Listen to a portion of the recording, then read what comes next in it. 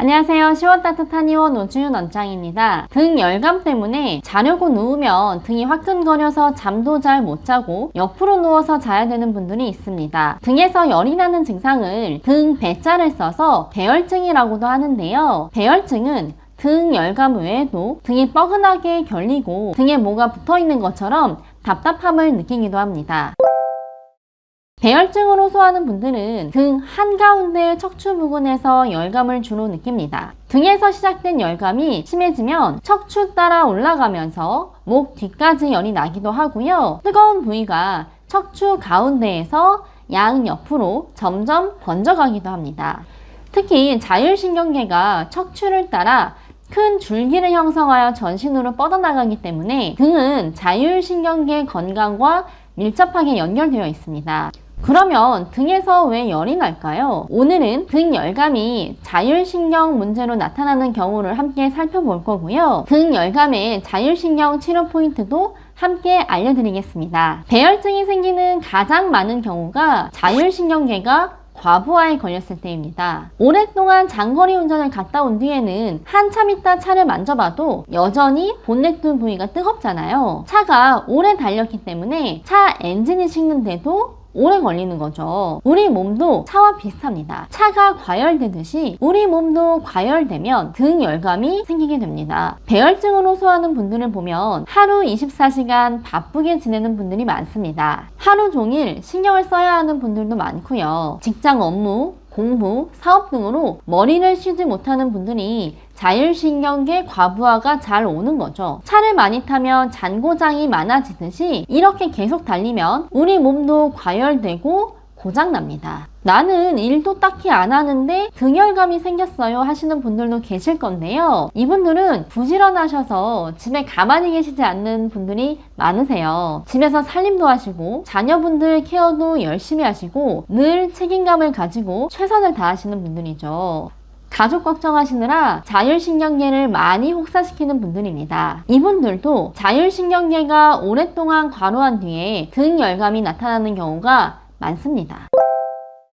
그러면 배열증이 왜 유독 밤에 심할까요? 배열증은 열감이 밤에 심해지기 시작했다가 점점 낮에도 느껴지는 유형이 가장 많은데요. 원래 우리 몸은 밤에 안정상태에 들어가도록 세팅되어 있습니다. 잠자는 동안 체온이 내려가고 낮에 과열되었던 자율신경계를 식히고 열심히 일한 세포들을 손보고 손상된 부위가 있으면 복구하는 작업을 하게 되는 거죠. 밤에 자면서 몸이 휴식 상태에 들어가고 재정비하는 시간을 갖는 겁니다. 하지만 자율신경계가 과열되어 있으면 밤에도 열이 식지 못해서 깊은 잠을 잘 못 잡니다. 수면 시간이 적거나 양질의 수면을 취하지 못하면 몸이 제대로 쉬지 못하고 자율신경계 재정비가 끝나지 않은 채로 다음날 아침을 맞이해야 하니까 열이 더 식지 못하고 악순환이 반복됩니다. 그래서 밤에 등 열감을 느끼는 분들이 치료 시기를 놓치면 증상이 점점 악화되기 쉽습니다.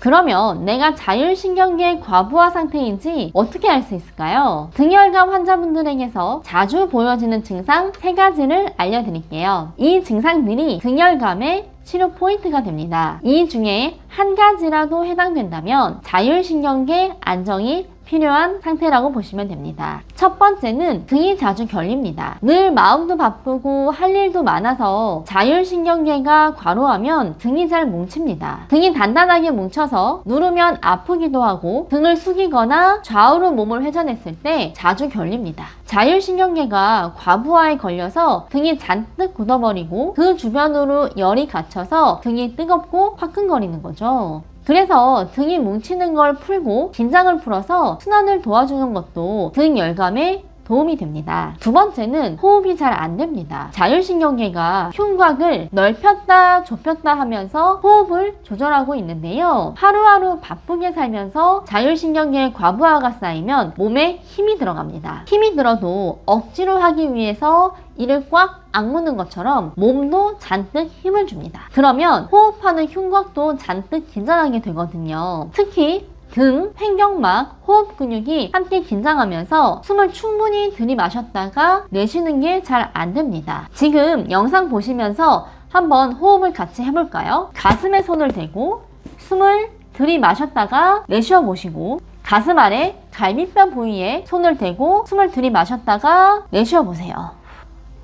숨이 들어올 때 흉곽이 커졌다가 숨이 나가면서 흉곽이 줄어드는 게 느껴져야 됩니다. 근데 등 열감 있는 분들의 호흡을 살펴보면 숨을 깊게 들이마시지 못하거나 흉곽이 잘 움직이지 않는 분들이 많습니다. 그만큼 몸에 힘이 많이 들어간 거죠. 우리가 명상할 때 호흡을 강조하는 이유도 이것 때문입니다. 호흡이 깊어야 몸이 릴렉스되고 자율신경의 긴장이 풀릴 수 있거든요.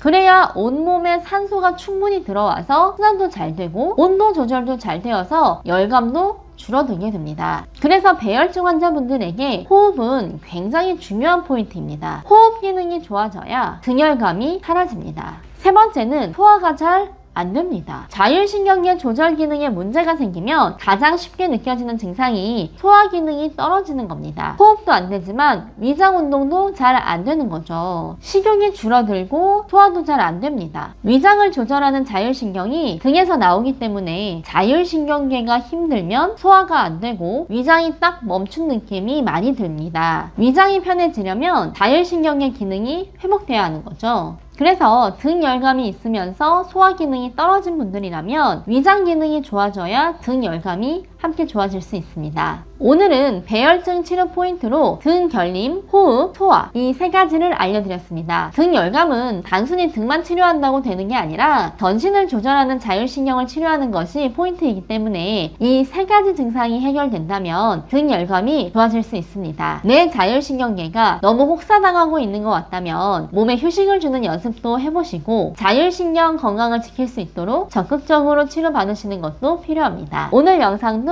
도움되셨기를 바랍니다. 감사합니다.